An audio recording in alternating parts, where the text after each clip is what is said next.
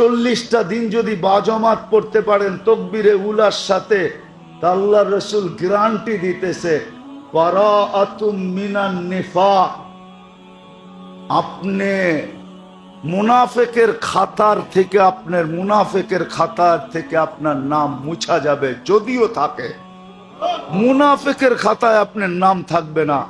আর দুজক থেকে মুক্তির পরোয়ানা মিলা যাবে। অপরিচিত মানুষের উপরে মানুষ নারাজ হয় না, আপন জনের উপরে যতটুকু নারাজ হয়। আল্লাহ মুসলমানের উপরই নারাজ। কাফেরদেরকে তো এই দুনিয়াই দিছেন, ওরা এই দুনিয়াই ভোগ করবে। খোদাদ্রোহী নাফরমানকে আল্লাহ দুনিয়া দিছেন, দুনিয়া, ও দুনিয়ায় ভোগ করবে। যেই কদিন করবে দুনিয়াই করবে, তারপরে আর ওর ভোগের সুযোগ নেই। আল্লাহ তো আমাদের উপরে নারাজ যে তোরা আমার পছন্দের কোনো মূল্য রাখলি না, তোগো পছন্দের দাম দিলি, আমার পছন্দকে কোনো পরোয়া করলি না, কোনো মূল্য দিলি না। আমি তোদেরকে তিনবার পছন্দ করছি, মানুষ হিসাবে পছন্দ করছি, মুসলমানের ঘরে অস্তিত্ব দেওয়ার হিসাবে পছন্দ করছি, উম্মতে মুহাম্মদী বানানোর ব্যাপারে পছন্দ করছি। তিনবার পছন্দ করলাম, কোনো মূল্য নাই। আজকে আল্লাহ আমাদের উপরে নারাজ। আসেন এই মাসগুলাতে, রজব, জিকাদা, জিলহজ্জা, মুহররম, এই মাসগুলাতে গুনার থেকে দূরে থাকি, মোটা মোটা গুনাহ ছেড়া দেই, নাম মসজিদের সাথে সংযুক্ত হন। নাইলে হইতে পারে বিপদ এমন আসবে। চিৎকার তো বের করে দিছিল গরম দিয়া, ডেলি তো আবহাওয়াবিদরা কয় বৃষ্টি হইব। গতকালকেও তো 4টার সময় যখন বাহির হইছি, আকাশের অবস্থা দেখা মনে করছিলাম যে তুফান মনে হয় আইতেছে, বৃষ্টি মনে হয় ভাঙ্গা পড়বো।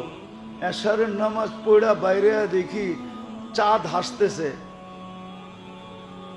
আমি তো বলি রাগ হয়ে যান না, মেঘ আইসা আবহাওয়া অফিসারদেরকে খবর দিয়া যায় আইতাছি, আয়া পড়ছি, নামমু এখন জুমজুমায়া। যখন ওনারা এলান করে দেয় যে বৃষ্টি আসবো 3 দিন পরে, টাটা দিয়া জায়গা কয় আর আমু না, চিন্তা করিস না।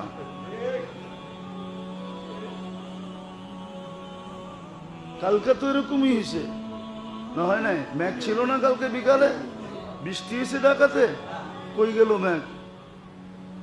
মনে তো হয়েছিল ভাঙ্গা পড়বে।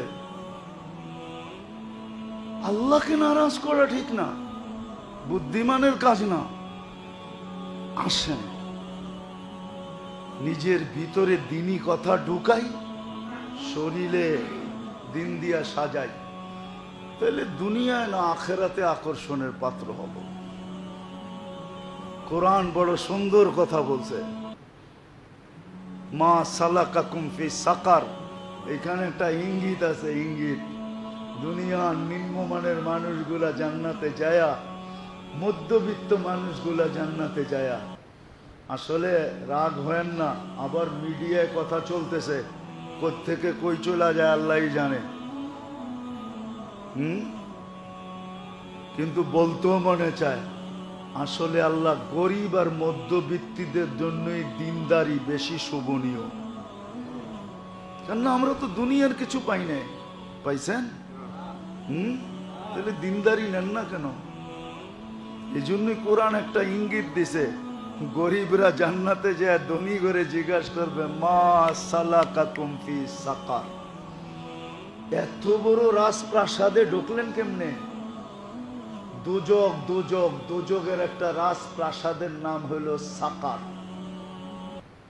যার কঠিন শাস্তি। জিজ্ঞাসা করবে এইখানে ঢুকলেন কেমনে? তো ওরা বলবে না যে আমাদের ঈমান ছিল না, আমরা বেঈমান ছিলাম, এটা বলবে না। বলবে নামলাকু মিনাল মুসাল্লি, দুনিয়াতে নামাজ পড়তাম না। ওয়ালাম নাকু নুতঈমুল মিসকিন, অধীনস্থদের উপরে সদা সর্বদা পাঞ্জা জমায় বসে থাকতাম,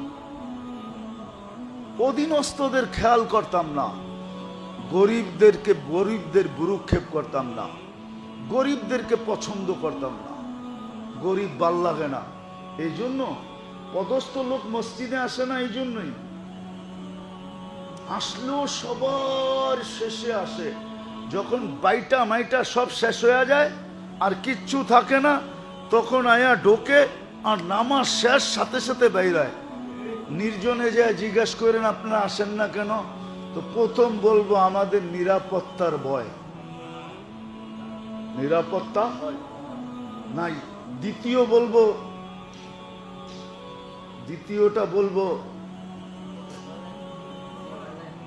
দ্বিতীয়টা বলবো গন্ধ সন্ধ ভাল লাগে না, গন্ধ সন্ধ ভাল লাগে না। কেন আমাদের গায়ে তো গন্ধ আছে, একটা সবচেয়ে বড় গন্ধ তো গরিবের গন্ধ, দারিদ্রতার একটা গন্ধ আছে না। মাস তো 3টা আছে সামনে, 40 দিন 5 ওয়াক্ত নামাজ পড়েন না তাকবীরে উলার সাথে, কঠিন। 40 দিনই তো কোরবানি করবেন, 40 দিন পড়া একটা গরু কাইটা খাওয়ায় দেন মাইসেরে। যদি জিজ্ঞাসা করেন গরু কাইটা খাওয়ান কেন আপনি তো জীবনে কোনোদিন চাও খাওয়াইতেন না কাউরে, এখন গরু খাওয়াইতেছেন। যে বেটা খুশিতে খাওয়াই, 40 দিন তাকবীরে উলার সাথে। ইমাম সাহেব আল্লাহু আকবর যখন বলছে, তখন আমি আল্লাহু আকবর বলে নামাজে ঢুকছি, 2টা সার্টিফিকেট পাওয়া গেছি মুনাফেক থেকে, জাহান্নাম থেকে। এই খুশিতে গরু কেটা খাওয়াইতেছি তোমাদেরকে, খাওয়ান না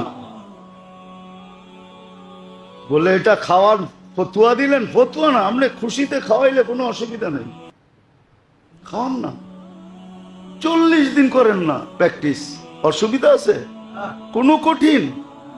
40 দিন কোনো কঠিন না। এত বড় পাওনা মাত্র 40 দিন, এত বড় পাওনা মাত্র মাগরিবের নামাজ, এত বড় পাওনা মাত্র ফজরের নামাজ, এত বড় পাওনা মাত্র ফজর আর আসরের নামাজ, তারপরও পড়তে চান না। আল্লাহ পছন্দ করলো তো ঝাড়ু দিয়ে পিটাবে না তো কি দিয়ে পিটাবে? আপনি তো বলেন যে তোর কপালে ঝাড়ু মারা দরকার, তাহলে আল্লাহ যে ঝাড়ু দিয়ে পিটাবে না তো কে পিটাবে আমাদেরকে? আল্লাহ আমাদেরকে বুঝার তৌফিক দান করে। ওমা আলাইনা ইল্লাল বালাগ।